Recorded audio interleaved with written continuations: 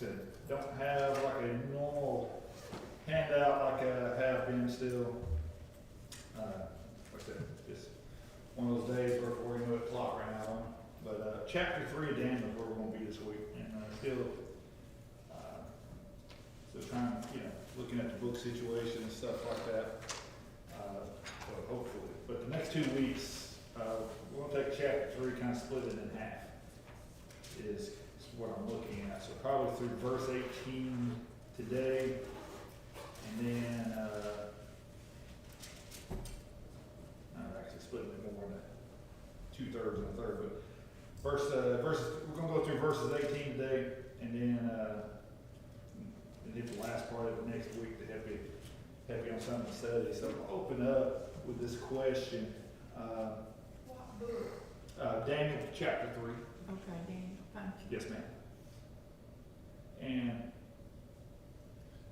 just starting off with this, and I think this applies to everyone in the room, whether it be our high school students all the way up to your member working for it or whatever, but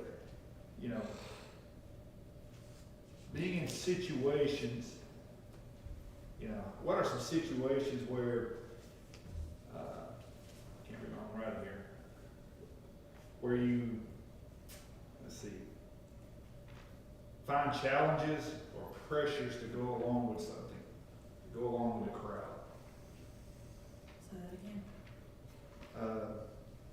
Situations where you find, where there are challenges or pressures to go along with the crowd, to go along with the group, I guess. Kids face that in school every day. Yeah. Or perhaps, even this, especially when you know it's not right.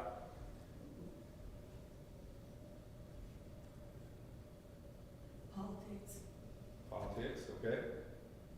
To laugh at a joke or be okay with something that maybe you're really not. Especially when like ridiculing people maybe, or, might be making a little punch at someone. Yeah.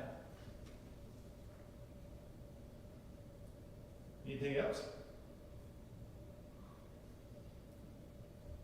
Think about probably every day, depends. And I know in the work environment, pretty easy to get caught up some, maybe a joke is a little bit off color perhaps, or other things. It's just, that's just part of being in the world, in the sinful world.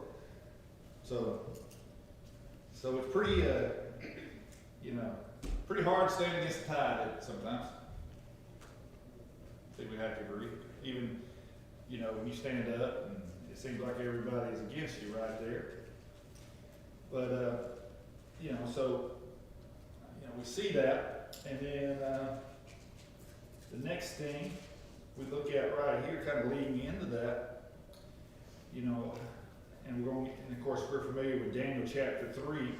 I'm going to start off with this. How do you define idol? I-D-O-L, idol, not idol like I-D-L-E, idol, not doing something. We're talking about idols. Colossians 3:5, I think. Colossians 3:5.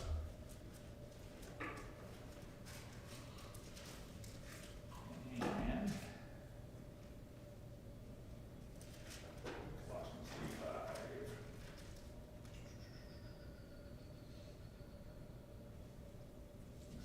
There it is. Right. Let me get it. For thought I be absent in flesh. No, that's 2. Let's go 3. Mortify therefore your members which are upon the earth, fornication, uncleanness, inordinate affection, evil, concupiscence, and covetousness, which are idolatry. It's pretty got giant black and white right there. It says, which is. So that's pretty definite. That's a pretty fine term. So anything that you put above the worship of God becomes an idol. Okay. Anything. So that could be, I think when you throw out the term idol to the average person, what do you think they think of? Probably golden calves. They think of, maybe, what was it? I can't remember if it was one of the, might be Gilligan's, I don't know, they got an idol right here, you know, and there's some wooden grave, you know, you think of stuff like that, but it's more than just that, isn't it? What would be some examples? Work, spouse, yeah. Entertainment, sport. A lot of things there where, you know, it could get into what, and I'll use my example. There's a few times there when I would go, you know, go catch the late game down in Tuscaloosa on Saturday night, or whether come back, I think I'll just sleep in this man, you know, so, I can still remember, I got dealt with that, so it was just, you know, I said, that's fine, I'll go on Saturday, but it's not gonna interfere, I'm not gonna let that interfere with me coming to church on Sunday. So there's lots of things there, I think, you know, that, and could you say that a lot of people unknowingly do stuff, have idols? You don't even realize it? You know, and so I think it's something to, you know, that we have to be cognizant of, that sometimes we kind of, you know, could let it slip in on us. You know, and again, I think, you know, get into different things and stuff like that. So, you know, sometimes there's, I think it's, for me, I think it's, you know, God knows our heart. He knows what our intentions are and stuff. So, but yeah, we have to be careful. We get, and again, I think chapter 3 right here, I think we're probably, you know, many of us are familiar with it. That we're gonna see example of three godly men right here standing up for what's right in the face of overwhelming peer pressure, going against the crowd, and like I said, just standing up to just, you know, about blatant idolatry as an example we see. So, as we are turned here in Daniel chapter 3, let's go back to the last part of chapter 2. And if we look right there in verses 47 and 48, right above where chapter 3 begins, or all the way up to 46, really. Now, if you remember last week, we talked about where Daniel and Shadrach, Meshach, and Abednego got in good graces here with Nebuchadnezzar, because if you remember, they interpreted the dream. And if you recall, the task that the king had put before him was not only interpret the dream, but he wasn't even going to tell them what the dream was. They had to figure it out on their own. They had to say, hey, if you remember, Nebuchadnezzar was had to interpret my dream. Well, what was it about? No, you got to figure that out. And they, you know, they were like, only a God can figure that out. Then Daniel comes in, interprets the dream, tells them exactly what it's about. And if we see in verse 46 there, it says, Nebuchadnezzar fell upon his face and worshipped Daniel, and commanded they should offer oblation with sweet odors unto him. The king answered unto Daniel and said, of the truth it is, that your God is a God of gods and a Lord of kings, and a revealer of secrets, seeing thou couldest reveal this secret. Then the king made Daniel a great man, gave him many gifts, and made him ruler over the whole province of Babylon, the chief of governors over all the wise men. And then Daniel requested that the king and he said, Shadrach, Meshach, and Abednego over the affairs of the province of Babylon, but Daniel sat in the gate of the king. So we leave chapter 2 right there. It looks like Nebuchadnezzar might be on the right track, doesn't it? He's starting to figure out, you know, that there's just one true God. Well, let's look at let's just look at verse 1, chapter 3. What's the next phrase that comes up right there as we start chapter 3? Nebuchadnezzar did what? Nebuchadnezzar the king made an image of what? Of gold. Oh, well, so much for Nebuchadnezzar right there, wasn't it? So he leads there, you know, saying, hey, your God is a God of gods and the Lord of kings and the revealer of secrets. And now he's making himself an image of gold whose height was 80 cubits, and the breadth thereof 6 cubits. And he set upon the plain of Dura in the province of Babylon. Now, And again, I think, a cubit's what, about 30 feet, is that right? So I can't keep up with how many quarts are in a gallon, so you start getting the cubits, I get Let's see. It says it's 90 feet. 90 feet. I mean, a cubit's not, but it's just saying, Oh, image is 90 feet Yeah. 90 feet tall. Let's see. and 9 feet wide.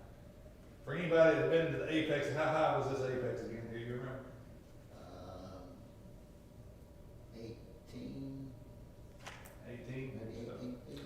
So add another 72 feet to the top of the church right here. That's how tall it is. That's pretty good golden image right there. Because 90 feet, roughly a story is like 10 feet. So 9 stories high. That's taller than any building in Old Heidelberg here. Pretty much anywhere except maybe for Birmingham. And it said, what was it? How many cubits wide? 6 cubits, 9 feet. 90 by 9. So, It's skinny, tall. and tall and skinny in it, so, let's see, 9 feet. Yeah, I see, so that's probably basically gonna be, That whole line. yeah, so, 90 feet by that. I don't know how they got to stand up, I hope they get, sounds like that topple over and win. But the usual, now I did, and again, I'm asking these questions, I fooled you a little bit, I didn't know the answers already to them, I wanted y'all to dig them out. 90 feet by, what would say, 10 to 1 ratio, right? In general, they said, some of the research I found was that the statue, most statues of human figures are usually a ratio of 5 to 1 in height to 5 to 1 in height to the width right there. So it kind of gives you an idea right here. You know, it's 90 feet high, 9 feet wide. You know, almost. You know what the image? One of the images that came to mind was it reminded me of some of those. If you ever watched the Oscars when they go in, they have the giant Oscars, right? You know, I was like something like, I don't know. I was trying to imagine what a 90-foot tall golden idol of King Nebuchadnezzar would look like. But that's about the only thing. But so yeah, all humor aside, though, like I said, he constructed. You know, I think despite what we saw there in chapter 2, the construction of the golden image shows Nebuchadnezzar's true colors, and as we said, any doubt, pretty imposing. This is pretty imposing. So Nebuchadnezzar, as we get going here in verses 2 and 3, we can see right here that basically he has summoned all, just about, every member, every government official. Just to read it right here: the princes, the governors, and the captains, the judges, the treasurers, the counselors, the sheriffs, and all the rulers of the province to come to the dedication of the image which Nebuchadnezzar, the king, had set up. Then the princes, the governors, the captains, and the judges, the sheriffs, treasurers, the counselors, and the sheriffs, and all the rulers of the province were gathered together unto the dedication of the image that Nebuchadnezzar the king had set up. And they stood before the image that Nebuchadnezzar had set up. And then, so we get there. So all these people have been, so you're getting all sorts. Just some of the research I found. You get chief representatives of the kings over specific regions. You have possibly military commanders, civil administrators, lawyers, treasurers, judges. So, and all sorts of just civil leaders there. And so they're gathered right here, and you can kind of imagine, imagine the scene here. And then a herald cried aloud. It says, "To you it is commanded, O people, nations, and languages, that at what time you hear the sound of the cornet, flute, harps, sackbut, psaltery, dulcimer, and all kinds of music, you fall down and worship the golden image that Nebuchadnezzar the king had set up." And so at that point, we get a lot of detail right here. Pretty good crowd has shown up, and pretty much a spokesman for the king says, when you hear the music, bow down and worship. So as we look at that, few questions here as we continue on. You know, what's Nebuchadnezzar trying to do right here?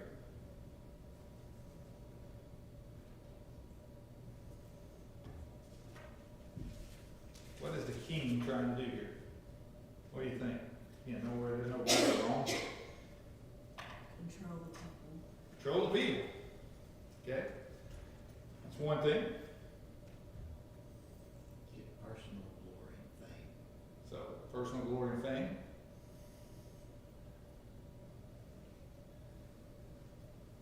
So, control the people, personal glory and fame. So, I guess all that ties into, basically he's trying to centralize the power right there on him. He's trying to, authoritarian. Hey, not only could you classify this, it's not only political, is it? It's also, it's religious as well. Because he's asking them why is he asking them to bow down? What's that supposed to be a show of for him? When he asks them to bow down and worship him, not only is he, submit to him as far as his power as a political leader, but he's trying to say what? He's God. So it's so there's not only political, but also, religious overtones here. So it's both of those. And as we get right here, as we continue on, let's get, and go through it, we go to verse 6 right here. It says, "And whoso falleth not down and worship shall the same hour be cast into the midst of the burning fiery furnace. Therefore at that time, when all the people heard the sound of the cornet, flute, harp, sackbut, psaltery, and all kinds of music, all the people, the nations, and the languages fell down and worshipped the golden image that Nebuchadnezzar the king had set up." So we think of it right here, as we go through, it's a pretty big spectacle, isn't it?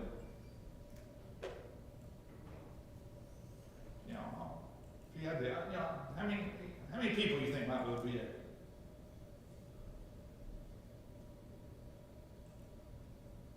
Hundreds, thousands? Trying to get an idea here and the imagery in our head here. I've been taking some professional development courses, which has been talking about using imagery. Imagine using those keywords. I imagine the number in thousands, and and we see that.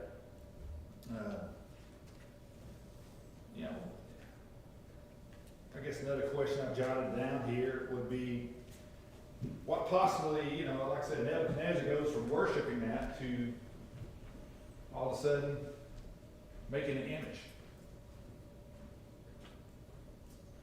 How'd that go to his head? What do y'all think? Is everything all right? What was your question? Like I said, 2 verses ago, he was praising God, and now he's making idols.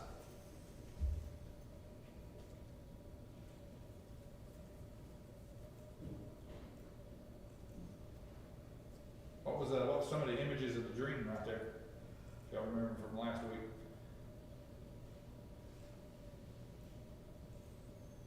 I'm not saying that's right, but when the dream was interpreted, it said he imagined an image that was a head of gold. Who did that represent in the dream last week? Nebuchadnezzar. So maybe it went to his head. I don't know. I'm just throwing stuff out there. Maybe, it's almost like, hey, well, you said the head of gold was mine. But seriously, Well, how much time passed? yeah, that's the thing. I mean, that's. Because we can have our eyes on God and then have a good relationship with God and then just back off, and then next thing you know, their idols come into our life. Yeah, you got to think. It wasn't like the next day you had this 90-foot idol built. We don't have the time frame that occurs in between right there. But I think that's a great point. I think that's that you know, we can be right there and on fire for the Lord one day, and before you know it, you know, as Nebuchadnezzar, you know, we use the term here, he's building a house. So, so we see here, therefore, that at the time, you know, the people heard the music, and you think about it too,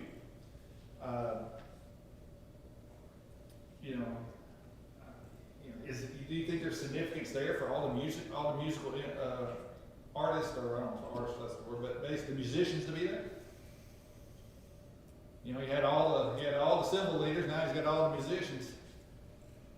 You know, this is like I said, he wanted this, you know, musical instruments in biblical times it was used for a variety of purposes, you know, and there's all sorts of examples where we see it. See it in its case right here. So like I said, this is a big show. And if you think about it right there, you know, everybody that's there, when they hear the music, all those thousands of people start bowing down. You think about how many people there might have been second guessing that they should be doing that, but probably did it anyway. Yeah, and I think that's the lesson here is that you know, and if you think about it, you know, they get pretty much right there. They get threatened. They're going, hey, if you don't bow down, you're going to get thrown in the furnace. There were a lot more Hebrew captives there, Mm-hmm. besides those Yeah. four. Yeah, because remember, we're still in the exile part right here.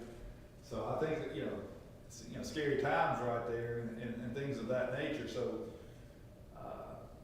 yeah, they're being threatened. And so that, I think, so, you know, it's one of those things where we see, you know, something I think even today, it still applies today. I think one of the things, Brother Ned, you know, talking about pride and things like that, and, you know, as far as Nebuchadnezzar, and, you know, and I think that's the thing that, you know, we go back and the more, as I study, even in the Old Testament, you know, it's still the same.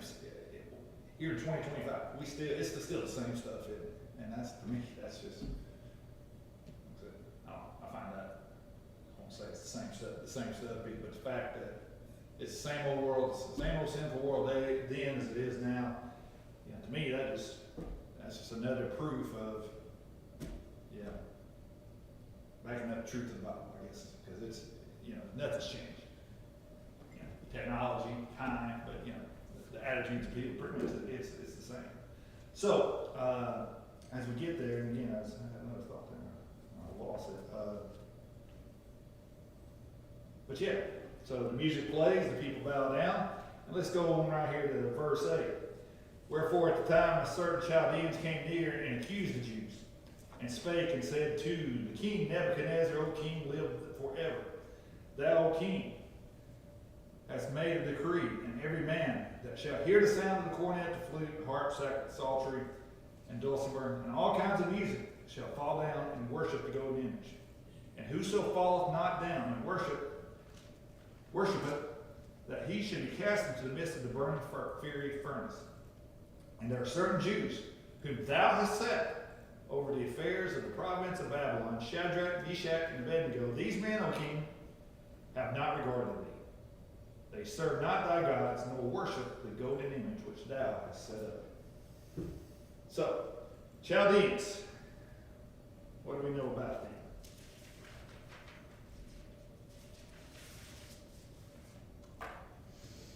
Anything? That's okay.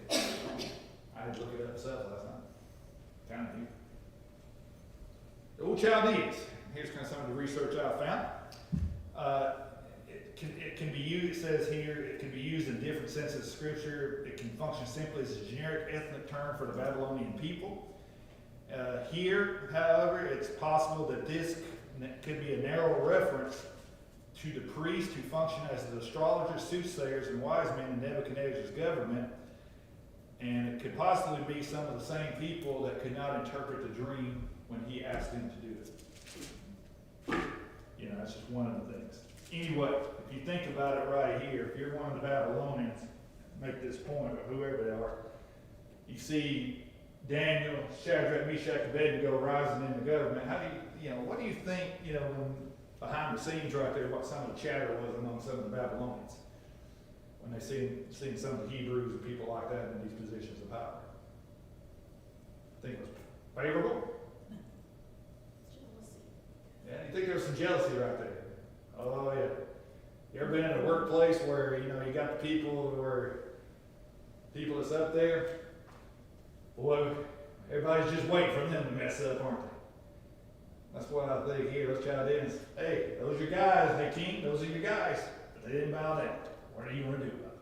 And they're not even one of us. What's that? And they're not even one And of they're us. not even one of us. So here it goes. It's just like, like I said, it's just same old stuff over and over again. I've seen that, especially, be sitting there and I'll share this, especially with, in coaching, we'll have, and I'll have in the past right there, kid, probably especially, it's like they mess up or something. Especially if they're one of the better players on the team, I'll have 3 people that have no business calling. Oh, Johnny was down there. Johnny was up the creek drinking beer, got caught. Just thought you all know, coach. Yeah, not their parents, not their, So people are waiting, and you think about it as a Christian, don't you think the world's waiting for us to mess up too? Boy, they can't wait, can they? And but here, this is messing up in a good way for them, for Shadrach, Meshach, and Abednego. And so they're getting pointed out, like I said, when we mess up, I'm just saying that has nothing to do with what the lessons right here, but there they are. So now, one of the things right here as we see, and as we go. So it's been pointed out, hey, Shadrach, Meshach, and Abednego didn't bow down. Now, I think one thing that, I guess I've never really thought about until I studied this, but where was Daniel? And if Daniel would have been there instead of 3 guys not bowing down, how many do you think? I think it'd probably been 4, wouldn't it? So Daniel, it says back there, and again, it just says he sat in the gate of the king, so it's just, it said Daniel was probably, some of the commentators I read and researched that, he might have been back just taking care of, taking care of the office, I guess, so to speak. But here's Shadrach, Meshach, and Abednego, and I guarantee you probably if Daniel had been there, it'd been him. In verse 13, Nebuchadnezzar in his rage, and that brought up another point right there. How many times have we heard Nebuchadnezzar use it and the word rage to describe him? Think about what they said when his people couldn't interpret the dream. So, think Nebuchadnezzar had an anger problem? So, but when we see it, and that thought, and I say it not joking, because it's actually brought, that's one of the points there, some of the stuff of the study. He commanded to bring Shadrach, Meshach, and Abednego, that then they brought these men before the king. And Nebuchadnezzar spake and said unto them, Is it true, O Shadrach, Meshach, and Abednego, do not ye serve any gods nor worship the golden image which I have set up? And I think right here, probably, we go through and I ask people to write down what are some of the greatest moments that God's people exhibit in the Bible. I think there are all sorts of examples here, but I think what we see the response of these 3 men here. To me, probably one of the statements that stands out to me is drawing a blank. See, Joshua just, for me and my house, we shall worship the Lord. Is that Joshua? Joshua.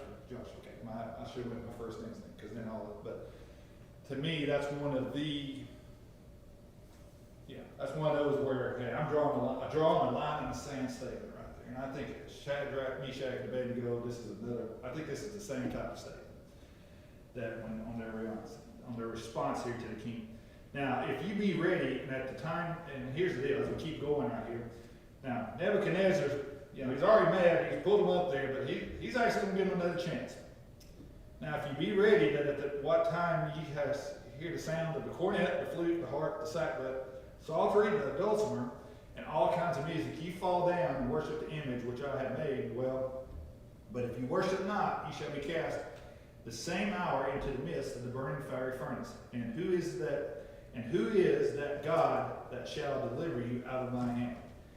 And so basically, not only, you know, Nebuchadnezzar gave him another chance then. So again, just one thing. So you think about the courage that was summoned for them to stand up in the first place, and now here they are. Now they're in front of everybody. You know, so again, they're facing the pressures of, you know, what everybody else did. But let's look at their response right here. Shadrach, Meshach, and Abednego answered and said to the king, O Nebuchadnezzar, we are not careful to answer thee. If it be so, our God, whom we serve, is able to deliver us from the burning fiery furnace, and he will deliver us out of thy hand, O king. But if not, be it known unto thee, O king, that we will not serve thy gods, nor worship the golden image which thou hast set up. That's pretty powerful. You know, the more I think about it, that's pretty powerful right there. And you know, that's standing up for what's right. And you know, so for me, that, you know, I put that one right there with it, because you know, basically, and I had to reread that phrase there at the end of verse 16 where it says we have no need, because if you look at it, my Bible says basically we have no need to answer thee on this matter. In other words, it's obvious.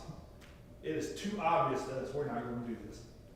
So, you know, you can say what you want and stuff, but you know, I wrote down in my notes, basically it's almost like, well, duh, no, we're not, yeah, we're going to stand up. And they basically said, probably even made this, they said that God is going to, they said, our God whom we serve is able to deliver us from the burning fiery furnace, and he will deliver us out of thy hand, O king. But if not, even if he doesn't, be it known, we're not going to worship your God. So basically, they were pretty much telling, they had faith that I think there was no doubt in their mind if they got through in that furnace, God was going to deliver them. And so to me, like I said, that, you know, I said, I got 16, 17, 18 fired me up. You know, I've read them, but I haven't really studied it, because that's, you know, as I said, you know, as I read that right there and stuff, man, that's being put on the spot, and that's standing up for what you believe in right there. And I think that's, you know, things that we might, they set up, you know, and I don't think they were disrespectful, they just put the facts out there. There's no need for us to answer. You know, we're not going to worship the gods. We're not going to worship the image. So here we are, and that's what we got right there. So yeah, as we've you know, we look at that, you know, as I got new. I mean, I've already heard the story about them being in the furnace, but this is really you know, Paul Harvey says the rest of the story. This is the story before the story. So as I said, I'm a new admirer of those three men, because that's tough to do. That's tough to do right there. And you know, that's faith. That's strength in their faith. And so I think, you know, good thing when we're out in the world is remember, you know, they were facing fire furnace. We're facing maybe a little ridicule and stuff, and we put two and two together right there. That's, you know, facing a little ridicule or being thrown into a fire. It's not much to ask, you know, when you think about it. We can recover from that. That's what I've had my share of ridicule. Some of them probably deserve it. But and here's the thing, and I'll share this and I'll close. And I share this with young people, you know, and I don't know, I still get amazed by this reaction when I tell people I've never had a drink of alcohol. And I've shared a story, you know, but I think that's the reason why, because, you know, my dad was getting drunk, you know, he's going to be, you know, and I was around, and didn't get friends, they did that. And, you know, when I tell them, you know, they find out amazing. But I will say this, you know, I have a lot of my friends in high school. You know, they would. They never ridiculed me before. I said, I never, you know, I just choose not to. I did, but I always found that it's like, he goes, Scott, you want a beer? No. Okay. I never got really made fun of it or anything. If I didn't, it didn't bother me because I knew. But, and it's funny, and I say that to my dad, and besides that, going up to the place in Lynchburg, but he also brought me up on that, hey, if you're an athlete, athletes don't do that. Are you a ball player? I said, ball players don't do that. So that was ingrained with me. You know, so whatever reason, you know, got me where I am still don't, but like I said, and I think about that, and I still, like I said, a couple of friends I have in mind right now that would do that, you know, they're no longer with me, no longer with us, but, yeah, I knew I had true friends there. I mean, I've tried to encourage them not, but I was going to be there for them too, so, but at least I could be an example. You know, I don't know why I shared that, but just that moved to. But I guess, you know, for the young people in here, you know, stay strong, and your true friends, they'll respect you. They'll respect you. Because mine did. Anyway, like I said, next week we'll get to the fiery furnace. We know that far, but there's nothing else. Appreciate everybody. Like I said, we're still working on the book situation. You know, every time I think about it and stuff like that, the call-out company, it's 9 o'clock at night. Well, when I called, she said, well, I can take your card number down, but They still we couldn't order. still can't. They still can't can't get order. our card thing to work or whatever. So, That's been like 2 and weeks ago, but it still didn't. we went back to, I know I tried like Monday on the internet, and it still showed down.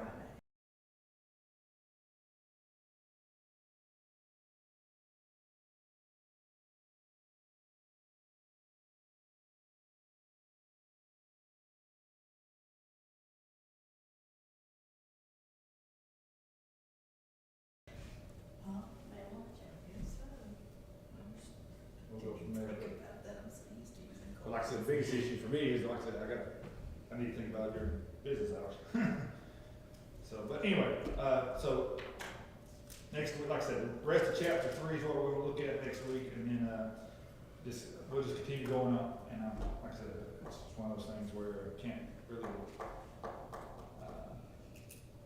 control what I can control, is what I'm gonna do, so. Anything else? Anybody got anything? Alright, let's close with a word of prayer. Lord, again, we're thankful for this day, thankful for each and every person here, thankful for this time together, thankful for the word to study, Lord. Lord, we just ask that for all of us, Lord, that we can remember the courage of those 3 servants of you, Lord, that had on that day, Lord, and Lord, just let it be applied to us as we're out in this sinful world, that people will see us, you know, the way they saw them. And Lord, as we go through this worship service, Lord, be with each and every person that may not